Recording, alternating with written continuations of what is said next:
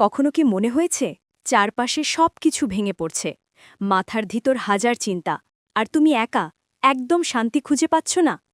যদি এমন হয় তাহলে এই ভিডিওটি তোমার জন্য।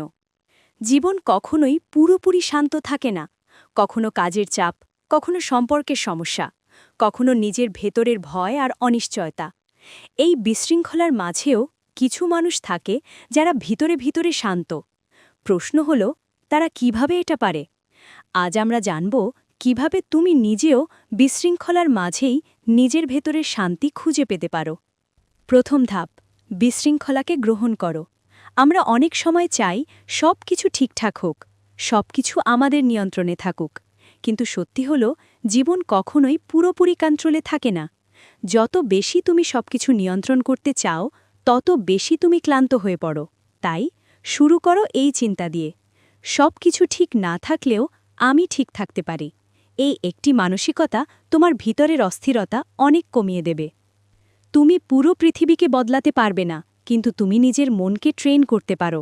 তোমার চিন্তা তোমার সবচেয়ে বড় শক্তি, আবার সবচেয়ে বড় শত্রুও। যখন খারাপ কিছু হয়, আমরা সেটা নিয়ে বারবার ভাবতে থাকি। কিন্তু একটা প্রশ্ন করো নিজেকে, এটা কি আমার নিয়ন্ত্রণে আছে? যদি না থাকে, তাহলে সেটাকে ছেড়ে দিতে শেখো। এই অভ্যাস ধীরে ধীরে তোমাকে মানসিক শান্তির দিকে নিয়ে যাবে। প্রতিদিন অন্তত ৫-১০ মিনিট নীরব থাকো। কোনো ফোন নয়, কোনো সোশ্যাল মিডিয়া নয়, শুধু তুমি আর তোমার নিঃশ্বাস। চোখ বন্ধ করে নিজের শ্বাস-প্রশ্বাসে মন দাও। এই ছোট্ট অভ্যাস তোমার মনের ভিতরের ঝড়কে শান্ত করতে সাহায্য করবে। অনেক সময় আমরা এমন কিছু জিনিস আঁকড়ে ধরে থাকি যা আমাদের কষ্ট দেয়। হয়তো অতীতের কোনো ঘটনা, হয়তো কারো কথা, হয়তো কোনো ব্যর্থতা। কিন্তু মনে রেখো, ছাড়তে পারাই আসল শক্তি। সব কিছু ধরে রাখা মানেই শক্তি নয়। কখন ছেড়ে দিতে হবে সেটা জানা সবচেয়ে বড় শক্তি। আমাদের বেশিরভাগ কষ্ট আসে অতীত আর ভবিষ্যৎ নিয়ে ভাবা থেকে। অতীত যা চলে গেছে, ভবিষ্যৎ যা এখনও আসেনি। কিন্তু শান্তি পাওয়া যায় বর্তমান মুহূর্তে। এই মুহূর্তে তুমি বেঁচে আছো, এই মুহূর্তটাই বাস্তব।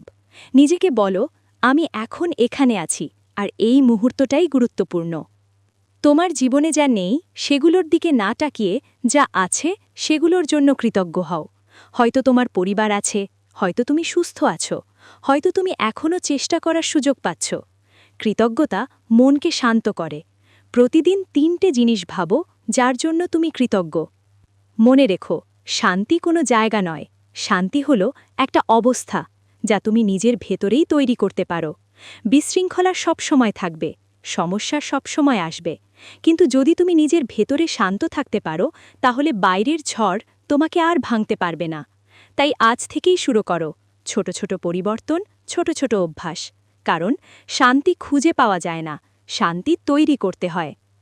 যখন তুমি নিজের ভেতরে শান্তি খুঁজে পাও, তখন পৃথিবীর কোনো বিশৃঙ্খলাই তোমাকে ভাঙতে পারে না।